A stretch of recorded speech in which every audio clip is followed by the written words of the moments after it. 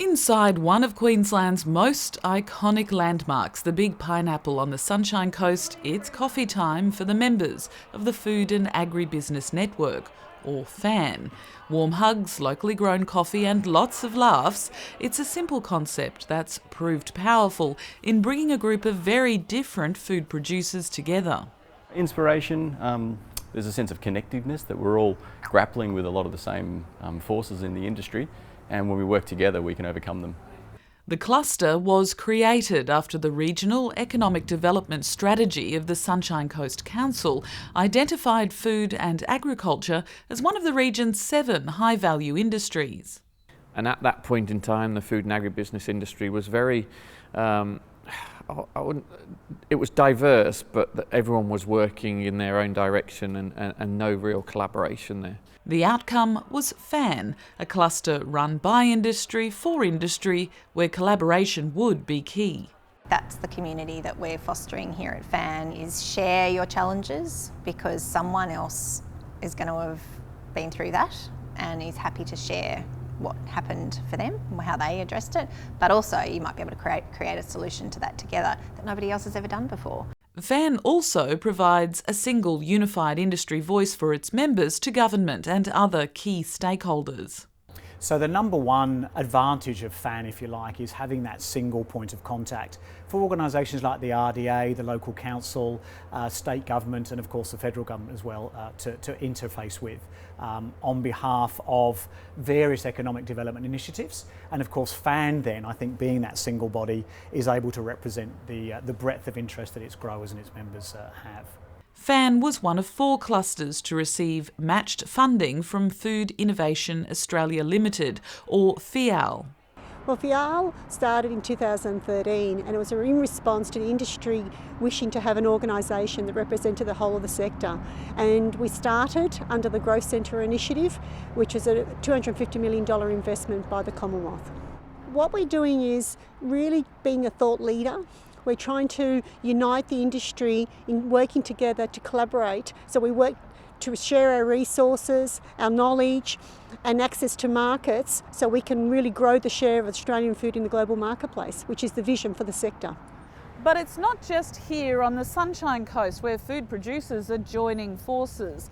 Clusters just like FAN are forming all over Australia. Ferment Tasmania in Launceston was another cluster awarded FIAL funding. It's the evolution of the industry and allowing us to value add more than we have in the past, and also to start creating an entrepreneurial culture that will create the new products and the new businesses behind them or grow existing ones, and that's what Ferment Tasmania is all about. The co-founder of Red Brick Road Cider was one of the first to join the fermentation cluster. We really like the opportunity to talk to other fermenters, and you get that really a cross-pollination of ideas by talking to people outside your own industry. We're also working with Ferment Tasmania and the University College at the moment to develop a cider making short course, which will be the first of its kind in the Southern Hemisphere.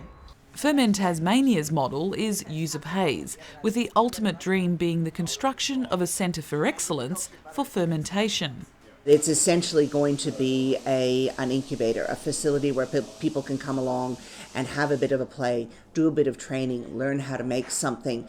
You can have your hand held from concept through to market testing all the way through to production. FIAL's grant allowed Ferment Tasmania to employ a CEO. FAN on the Sunshine Coast, meantime, expanded its staff from 1 to 5, allowing the network to move into export programs and other more commercially focused initiatives. One of FAN's largest members is Budrum Ginger Group, established in 1941. On this site here we have about 120 people on staff. We're a publicly listed company and we've got about a $75 million turnover. So it's very, we then support the ginger growers. We're Australia's largest processor of ginger, premium Australian ginger, and we export to over 17 countries around the world.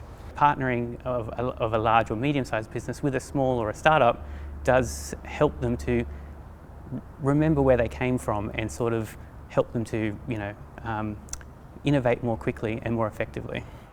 Perhaps not surprisingly, with FIAL's leadership, these clusters are now looking to collaborate with each other.